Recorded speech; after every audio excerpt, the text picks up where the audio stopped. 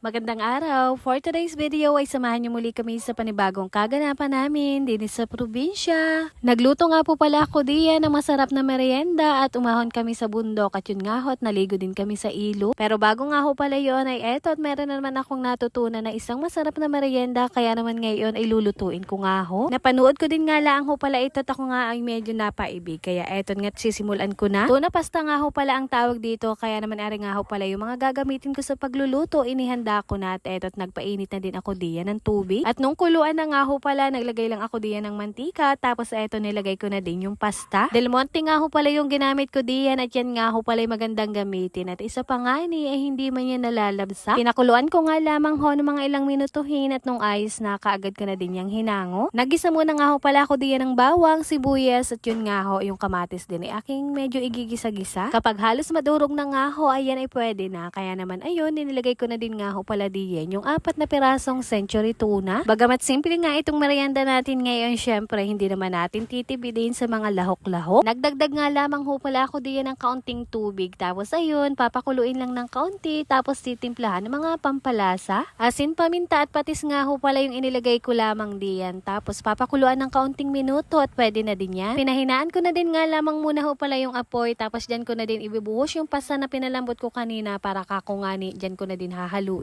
Siyempre, hahaluin natin yan ng ayos at para nga ho yung lasa, edi saktuhan lamang. At nung akin nga ho palang matansya na ayos na, edi ayun nga. At nilagay ko lang sa isang lagayan at saktong mayroon nga pala dining basil kaya lalagyan ko naman. May mga gamit talaga sa pagluluto din si ating mga tira. Kaya ayun, saktong-sakto at gamit ko din nga din sa aking niluto. Kaya naman hindi ko na kailangan nga ning bumili. Eto nga, ready na yung tuna pasta na merienda namin ngayon. Kaya naman pwede na nga ni kaagad lumukmod ng kain. Ay kapag pagkain man din naman nga ni ho ang usapan ay hindi nga ni maiiwasan yan. Kaya naman ang paglaki ko ay talagang hindi na rin mapigilan. Fast forward, kinabukasan, eto nga ho, at bigla ang ganap namin, bigla ang yayaan, ay nga tuloy mandi. Aahon nga ho pala kami ngayon sa bundok at isa pa nga ho ay bibisita doon sa mga prutas at gayon din, edi maliligo sa ilog. Pero bago pa nga makaalis ng tuluyan sa bahay, ay talaga naman nga ning okyabitan yung mga pamangkin ko at gusto nga ning magsisama. At dahil nga ho pala hindi pwedeng maisama, edi ayun ang ending, ngalngalan at kako nga ho, edi sa sunod na nga lang sila sumama kapag malaki-laki na. Katanghaliang tapat nga ho pala ito, talaga namang anong tingkad ng init ay aribaga naman nga hong bigla ang yaya ay di yun nga at ngayon tumuloy. Ayun baga naman nga hong anong tagalan namin hindi nakakapunta din at nakakaligo ng ilog ay kahit kainitan ay di lumarga nga ho. Titingnan din nga ho pala namin yung mga prutas-prutas din kung may bunga ay di nga naman nga ni hindi sayang yung aming paglalakwat siya ngayon. Syempre ay kami maparini ay dapat nga ni may dalang pagkain at talagang magutom ngayong katanghalian kaya eto at pagkarating namin ay bumuklat kaagad at gutom na nga daw sila. Buti na nga lang at ako'y nagaluto ng pang-ulam namin pananghalian doon sa bahay namin at sakto nga silang nagyaya ay di ayun at may dala kami ngayon dito. Tapos yun nga kahapon madaming pasta yung aking nailuto. Hindi ko nga ho pala nailahat kaya naman ngayong araw yun doon namin niluto para madala dito sa ilo. Meron din nga kaming isdang dala-dala diyan na 3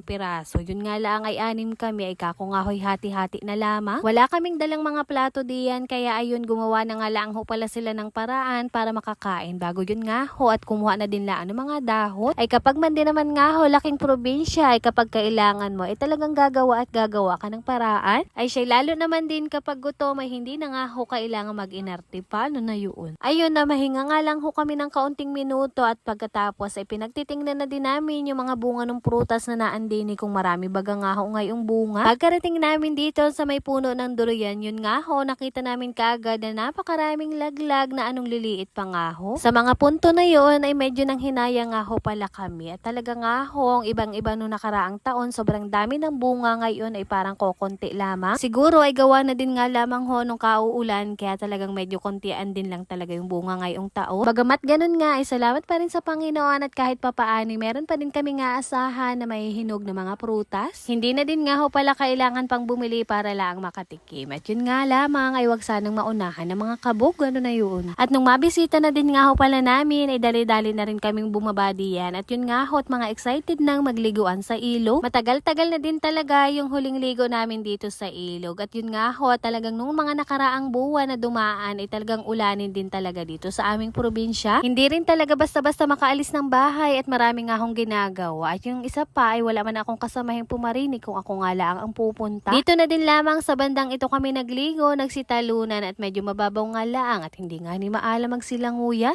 Ay siya'y papaano baga huyaan hanggang din na nga laang muna at kami ay maligo. At yun lamang for today's video. Maraming salamat sa inyong panonood. God bless.